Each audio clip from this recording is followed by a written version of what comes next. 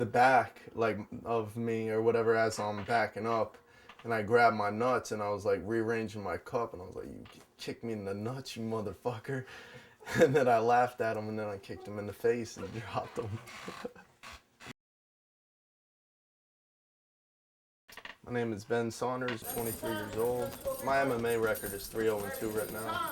Right now I'm on a 3-fight winning streak. I chose to fight because, one, I've always been into martial arts in general. My goal back in '93 when I saw the first UFC with Royce Gracie or whatnot, I thought the whole thing was nuts. And anybody that stepped into that thing was insane. And I actually saw that as a goal to accomplish. I'm like, yo, if I can learn, to do that and accomplish that and make money off of that, then eventually I can open up my own academy and whatnot and make a living.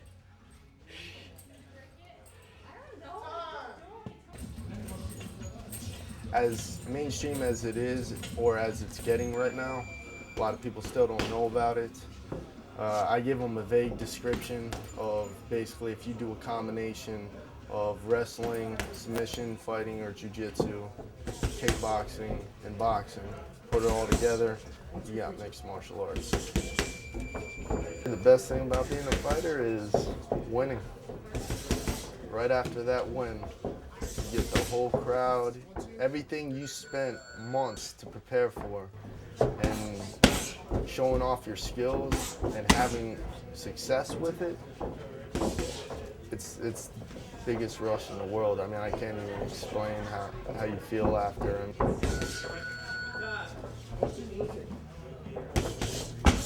say the most difficult thing about being a fighter is starting.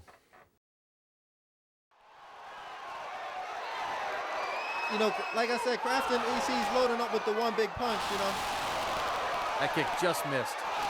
That left hand didn't miss, though. Oh, wow. Wow. I don't know how Saunders is still standing.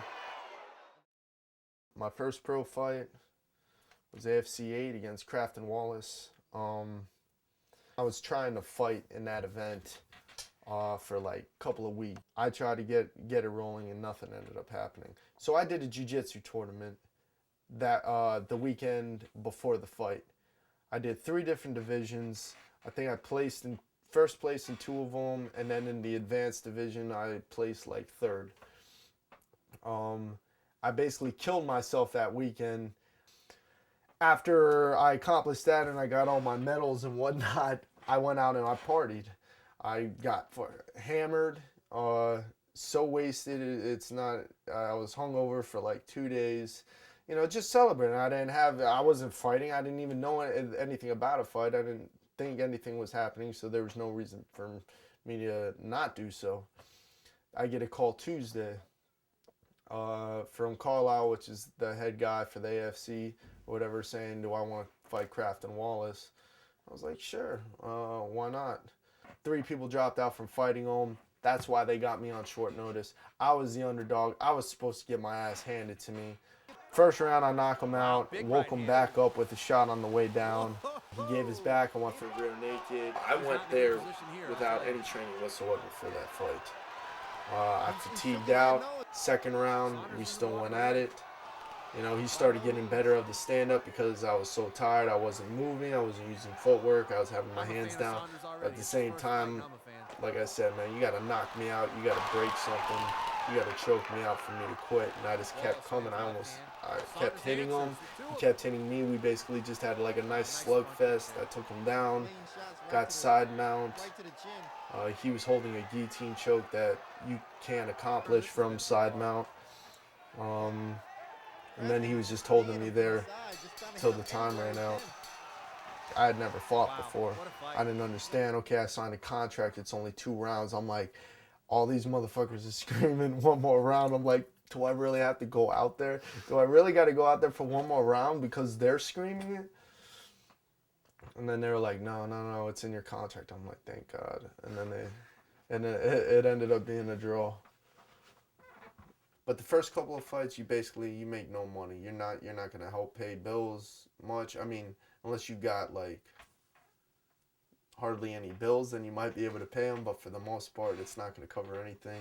With Tiki, I've been working there for about maybe over a year and a half. I'm working almost a full-time job because I'm doing like 13-hour shifts, you know, at Wall Street. And that's what really helps make ends meet. Basically, I bar back.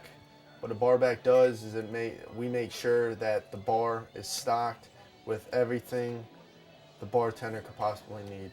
Whether it's something as small as straws and napkins to things as big as, you know, making sure we have every form of liquor. We're replacing the liquor when they're running out. All the beer. It almost seems like, you know, we're the bartender's bitch, but we get paid well to be the bitch, so.